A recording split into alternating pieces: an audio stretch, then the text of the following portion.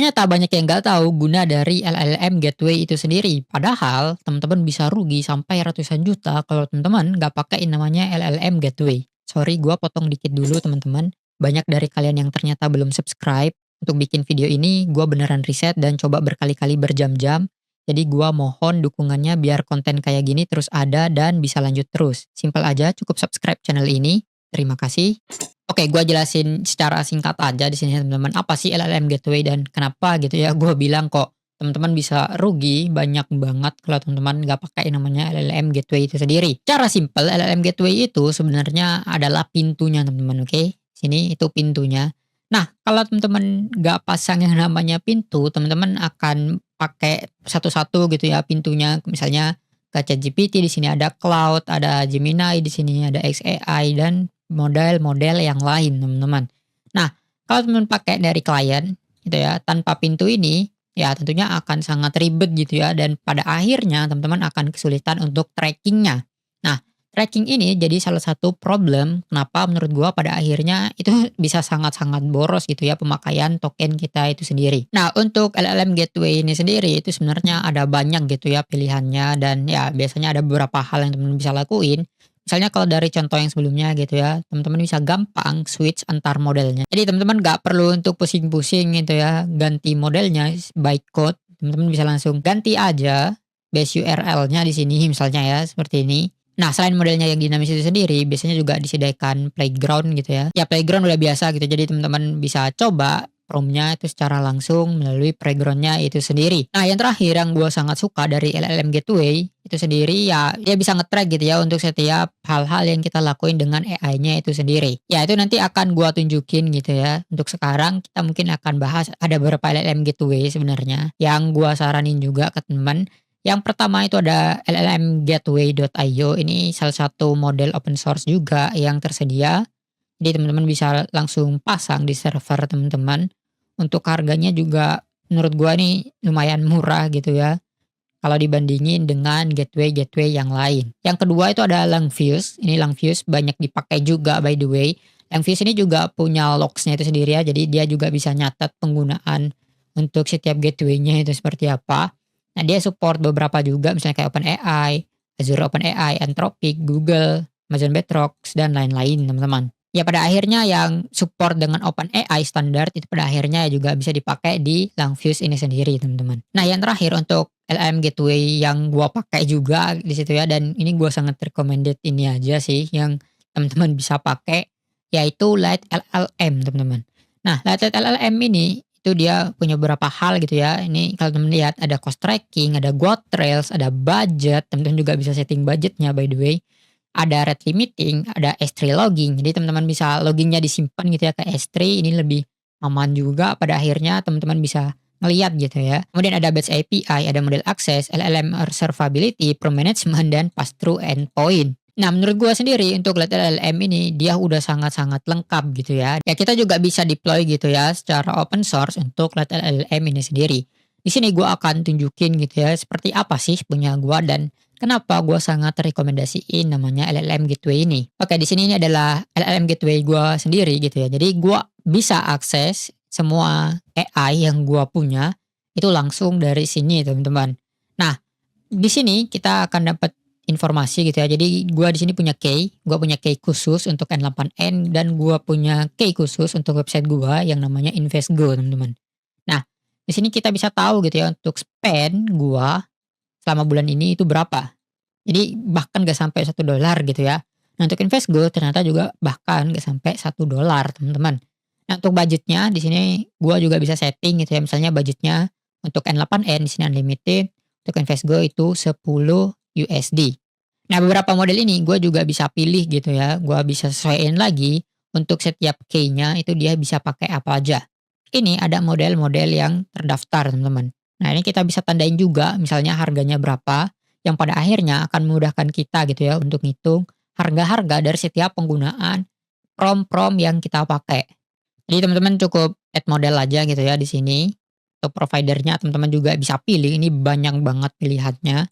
Jadi teman-teman juga dimintain kredensialnya juga, teman-teman tinggal pilih aja. Ini seharusnya teman-teman tambahin dulu gitu ya untuk kredensialnya itu sendiri. Nanti kredensialnya teman-teman bisa tambahin di sini. Nah, salah satu yang memudahkan gitu ya, ini sebenarnya ada di LLM Gateway yang lain juga, misalnya seperti teman-teman kalau pakai Open Router gitu ya, ini juga ada fitur kayak gini. Cuman karena di sini gua pakai custom yang self host version punya gua sendiri, ya ini cukup membantu gitu ya. Ternyata udah ada dashboard yang memudahkan gua untuk ngitung berapa harganya. Nah, dalam 1 bulan terakhir ternyata spend gua gak sampai $1 gitu ya, jadi 0,0674 USD. Dan total token yang gua habisin itu 384.000 teman-teman. Jadi ini nggak terlalu mahal juga. Average cost per request-nya itu cuman 0,0000 sekian dolar gitu ya. Dengan successful request-nya itu 411 dan nggak ada yang fail teman-teman. Ini kita bisa tahu gitu per tanggalnya. Gua pakai berapa aja, berapa request. Oke. Ini udah sangat-sangat membantu gua buat nge-track gitu ya. Ini ada top API key-nya. Kita bisa tahu pada akhirnya untuk N8N, untuk Face Go itu sendiri, itu berapa teman-teman. Nah ini ada providernya juga, oke. Jadi gue pakai beberapa provider misalnya kayak Gemini, ada Together AI dan OpenAI. Ini masing-masing udah nunjukin seberapa banyak penggunaannya itu sendiri. Nah salah satu fitur gitu ya yang kenapa menurut gue ini bisa sangat menghemat teman-teman, bahkan menghindarkan teman-teman dari kerugian gitu ya. Kerugian bisa sampai ratusan juta kalau teman-teman nggak ngerti gimana cara pakai AI yang optimal. Nah, teman-teman bisa lihat di sini karena di sini ada request log-nya gitu ya. Untuk request log ini sendiri pada akhirnya teman-teman bisa lihat gitu ya berapa sih cost ataupun biaya yang dikeluarkan setiap kali kita panggil AI-nya itu sendiri. Gua di sini ada beberapa gitu ya. Di sini ya kebanyakan N8N ya. Jadi kalau teman-teman lihat kebanyakan N8N, ini kita juga bisa lihat gitu ya untuk request-nya itu sendiri itu seperti apa teman-teman. Oke. Ini ada request-nya yang prompt yang kita masukkan itu seperti apa. Ini juga ada misalnya, ini ada sistem prompt-nya, seperti apa yang kita masukkan gitu ya. Jadi, kita bisa tahu gitu ya, sebenarnya apa sih yang kita lakuin gitu ya, dan seperti apa hasilnya. Ini kalau teman-teman lihat, teman-teman juga bisa dapat informasi tokennya, dapat informasi cost-nya, apakah ini ada catch-nya, ini ternyata ada catch-nya, dan itu pada akhirnya akan dikembaliin teman-teman. Jadi dengan semua hal ini gitu ya, karena kita udah tahu cost-nya, kita bisa setting budgetnya, ya pada akhirnya teman-teman juga bisa mempertimbangkan gitu ya, model-model apa aja sih yang sesuai dengan kebutuhan teman-teman itu sendiri. Kalau di sini misalnya gua pakai berapa model gitu ya yang gratis, yang pada akhirnya kalau udah limit, gua juga bisa setting fallback-nya itu sendiri. Nah, untuk fallback-nya itu sendiri sebenarnya juga bisa di sini. Nah, teman-teman bisa masuk ke setting gitu ya. Teman-teman masuk ke setting terus ke router setting itu ada namanya fallback teman-teman. Nah, di sini gua pakai gitu ya Kimi K2 ini yang gratis terlebih dahulu. Ya nanti kalau udah limit dari open routernya itu sendiri, otomatis dia akan ganti ke model yang berbayarnya itu sendiri teman-teman. Jadi ini cukup menarik gitu ya. Ini kebanyakan gua settingnya juga ke model-model yang free. Dan kalau ada error ataupun ya biasanya udah limit gitu ya errornya, itu dia otomatis akan pakai model yang berbayarnya secara langsung. Jadi di sini kita punya 2 hal gitu ya, apa sih yang ngebuat kita untuk terhindar dari rugi sampai ratusan juta, ya gua tahu gitu ya beberapa orang ada yang rugi sampai beneran sampai ratusan juta karena pakai AI ini sendiri dan saking borosnya gitu ya. Nah, yaitu yang pertama yaitu spending-nya.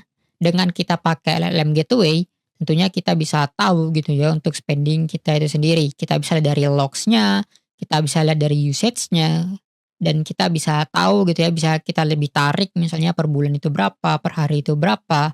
Ya, ini sangat-sangat membantu kita. Dan kita bisa setting juga gitu ya untuk budgetnya maksimal itu di berapa.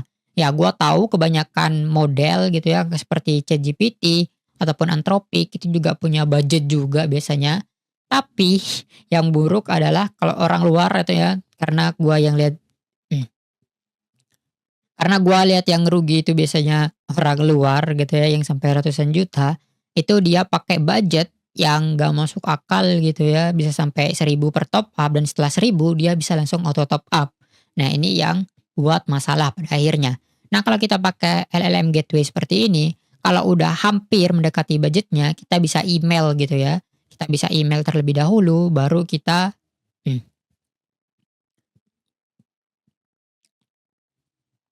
Nah, kalau mendekati budgetnya, itu akan di-email gitu ya terlebih dahulu, baru kita bisa lihat gitu ya, bisa kita review apakah worth it untuk top up lagi ataupun enggak, seperti itu. Terima kasih telah mengikuti video ini sampai selesai. Silahkan teman-teman bisa mengembangkan proyek ini lebih jauh lagi. Teman-teman bisa pamer proyeknya dengan tag gua melalui sosial media. Linknya ada di deskripsi. Kalau teman-teman suka dengan video ini, jangan lupa untuk like, subscribe untuk update informasi, tips, trik, dan proyek menarik lainnya berkaitan dengan AI. Gua Ferdi, bye.